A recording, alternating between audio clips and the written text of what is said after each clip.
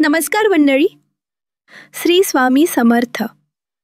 स्वागत आहे तुमचं मनमंदिर या यूट्यूब चॅनलवर. आज आपण जाणून घेणार आहोत दीप अमावस्या या विशेष दिवशी केल्या जाणाऱ्या उपायांविषयी. आज 24 जुलै गुरुवार, आषाढ महिन्यातील अमावस्या. या दिवशी दीप अमावस्या, दर्श अमावस्या असंही म्हटलं जातं.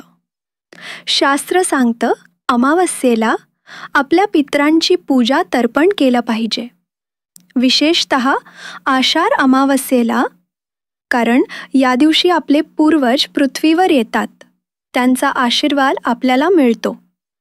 पूर्वज प्रसन्न असतील तर देवी देवतासुद्धा प्रसन्न होतात. यावर्षी दीप अमावस्येच्या दिवशी दुर्मिळ योग जुळून आले आहेत.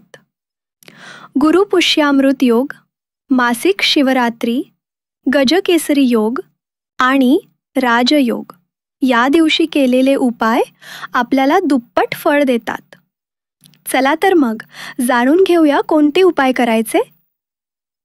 सकाळी लवकर उठून आंघोळीच्या पाण्यात थोडी हळद, तुरटी आणि गंगाजल टाका. नंतर स्वच्छ कपडे परिधान करा.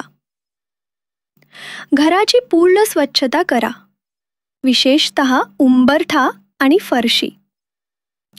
देवघरातील देवतांची पूजा करा. धूप, दीप, अगरबत्ती लावा. उंबरठ्यावर हळदीचं लेपन करा. डावीकडे आणि उजवीकडे स्वस्तिक काढा. मधोमध अष्टलक्ष्मीचं प्रतीक तयार करा.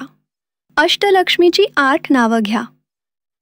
अधिलक्ष्मी, धनलक्ष्मी, धान्यलक्ष्मी, गजलक्ष्मी, संतानलक्ष्मी, वीरलक्ष्मी, विजयलक्ष्मी आणि विद्यालक्ष्मी. उंबरठ्यावर तुपाचा दिवा प्रज्वलित करा.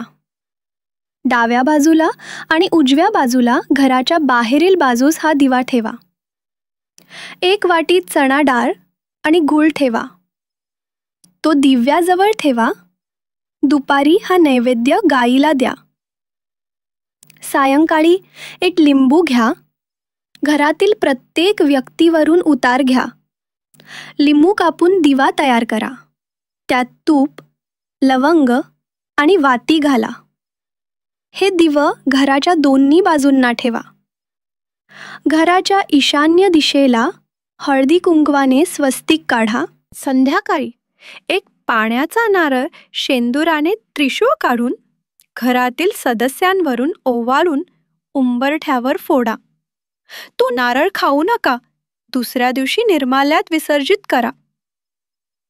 या सर्व उपायांनी आपल्या घरात सुख, समृद्धी, शांतता आणि लक्ष्मीचा वास होतो. जर हा उपाय आवडला असेल तर आपल्या मित्रमंडळींसोबत शेअर करा. पुन्हा भेटूच पुढच्या आध्यात्मिक व्हिडिओमध्ये. तोपर्यंत सर्वांना श्री स्वामी समर्थ.